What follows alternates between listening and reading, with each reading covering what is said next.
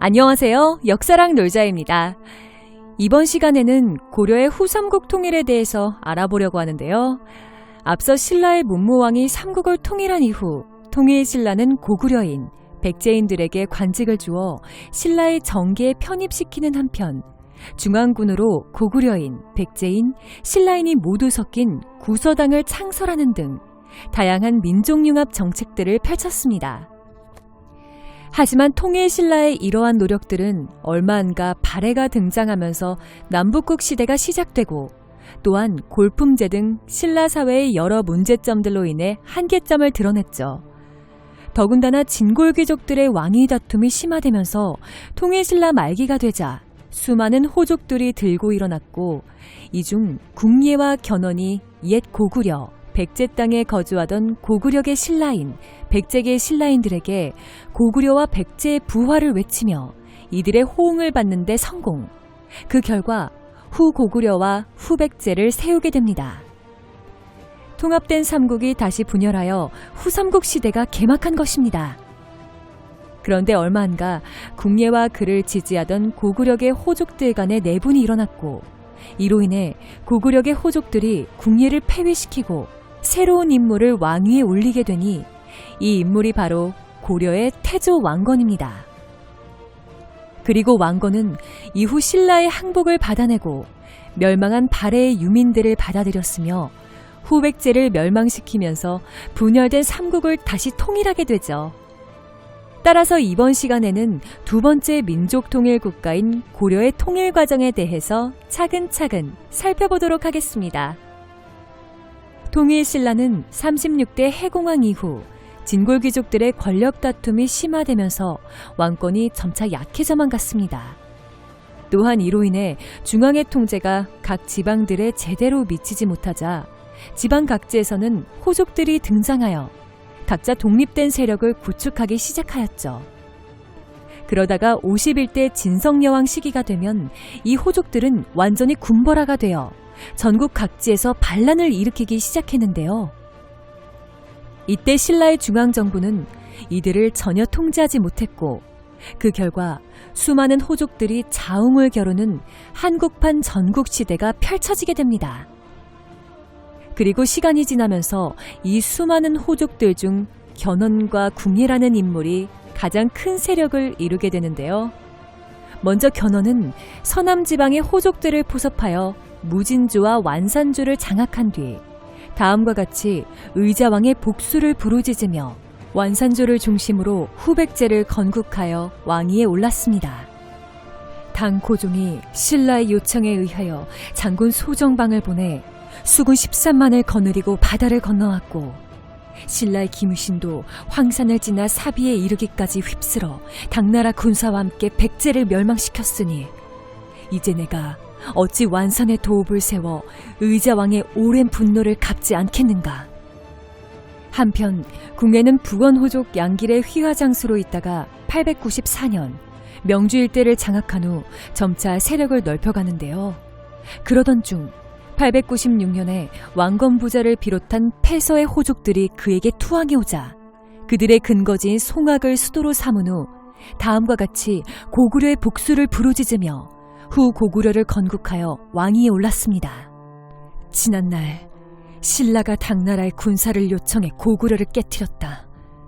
그래서 평양의 옛 도읍이 황폐하여 불만 무성하게 되었으니 내가 반드시 그 원수를 갚겠다. 이후 899년 그는 당시 한강 유역을 장악하고 있던 양길의 세력을 크게 격파하는 데 성공하면서 신라 북부 지방의 패자로 급부상하게 됩니다. 이로써 짧은 기간 동안 여러 호족들이 난립했던 전국시대가 끝이 나고 후고구려, 후백제, 신라의 삼국 재정립이 이루어졌죠. 즉 후삼국 시대가 개막한 것입니다. 이렇게 후삼국 시대가 시작되자 제일 먼저 활동에 나선 국가는 후고구려였는데요. 먼저 궁예는 904년 국호를 마진으로 개칭한 후 곧바로 군사를 보내 경북 상주와 충남 지역 일대를 평정하고 패서도의 10개 주 현의 투항을 받아냈습니다. 반면에 후백제의 견훤은 신라 공략을 최우선 목표로 삼아 신라의 대하성 이북 지방을 공격하여 점령했고요. 그런데 911년, 이번에는 국호를 태봉으로 바꾼 궁예가 갑자기 왕건에게 수군을 주어 후백제의 나주 지역을 공격할 것을 명령하면서 양국 간에 첫 충돌이 발생하게 되는데요. 이때 태봉의 수군을 이끌고 후백제 공격에 나선 왕건은 결국 나주 지역을 점령하는 데 성공했습니다. 이에 후백제는 이 지역을 탈환하기 위해 곧장 반격에 나섰으나 여러 차례 실패하고 말았죠. 그런데 후백제를 공격하여 큰 성과를 거둔 궁예는 이후 수도를 송악에서 철원으로 옮긴 후 갑자기 강력한 중앙 집권화 정책을 추진하기 시작했는데요.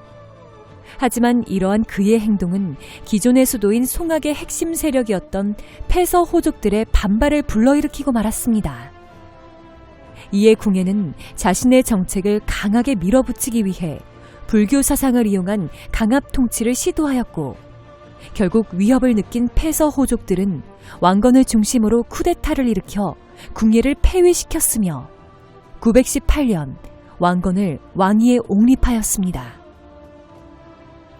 그리고 임금이 된 왕건은 수도를 다시 송악으로 옮긴 후 고려라는 명칭의 새로운 국가를 건국하게 되죠. 하지만 즉위 초기의 그의 행보는 순탄치만은 않았는데요. 왜냐하면 왕건의 즉위에 반발한 고려의 여러 호족들이 곳곳에서 반기를 들거나 혹은 후백제의 편으로 넘어가 버렸기 때문입니다. 그런데 왕건은 놀랍게도 빠른 속도로 이들의 불만을 잠재우면서 고작 3, 4년 만에 내부의 혼란을 깔끔히 종식시키는 데 성공했습니다. 한편 후백제의 견훤은 고려가 혼란에 빠져있던 틈을 타 920년 신라의 대야성을 공격하여 함락시키는 데 성공했는데요. 그러자 이 소식을 들은 왕건은 후백제를 견제하기 위해 곧바로 신라의 구원군을 파견했고, 이에 견훤은 일단 군대를 물릴 수밖에 없었지요. 그리고 이를 계기로 고려와 후백제는 치열한 전쟁에 돌입하게 됩니다.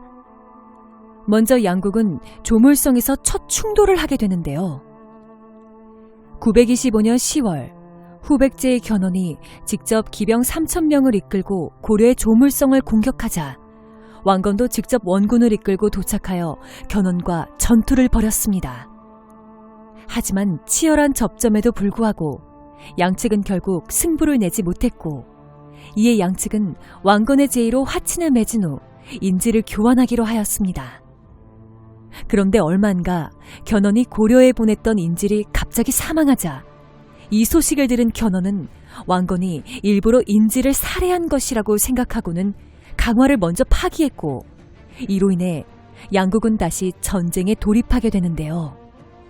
초기에는 고려가 수군과 육군을 모두 동원하여 후백제를 강하게 몰아붙였지만 얼마 안가 견훤이 고려의 근품성을 습격하면서 반격에 나섰으며, 이후 그가 이끄는 후백제군은 신라의 수도인 경주까지 진격하여 신라의 경예왕에게 자결을 강요하고 그의 왕비를 겁탈한 뒤 경주를 약탈했습니다.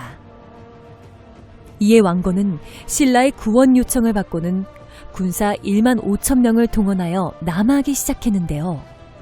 그러자 이 소식을 들은 견훤은 고려군이 도착하기 전에 재빨리 후퇴하려다가 중간에 대구의 팔공산에서 고려군과 마주쳤고, 이때 양군은 결국 수차례의 전투를 벌이게 됩니다. 하지만 당시 고려군에게는 심각한 문제점이 하나 있었는데요. 그것은 바로 고려군 내부에서 주변의 지리를 잘 아는 자가 전혀 없었다는 것입니다. 이로 인해 고려군은 얼마 안가 후백제군의 매복작전에 걸려들고 말았고, 그 결과 후백제군에게 대패하고 말았습니다. 이때 죽을 위기에 처했던 왕건은 부하장수인 신순겸의 희생 덕분에 간신히 살아서 도망칠 수 있었고요. 고려의 대위기였습니다. 그리고 공산전투에서 고려군을 괴멸시킨 후백제의 견훤은 이를 계기로 후삼국의 주도권을 쥐게 되었는데요. 그는 이 기세를 타고 신라의 영토 대다수를 차지하는 한편 929년에는 이전에 고려에게 빼앗겼던 나주 지역을 탈환하면서 한반도 남부지방 제패하는 데 성공했습니다. 그런데 얼마 안가 불리한 전세를 뒤집고 고려가 다시 후삼국의 주도권을 되찾아오는 계기를 마련하는 인물이 등장하게 되는데 그 인물은 바로 고려의 명장 유금필입니다.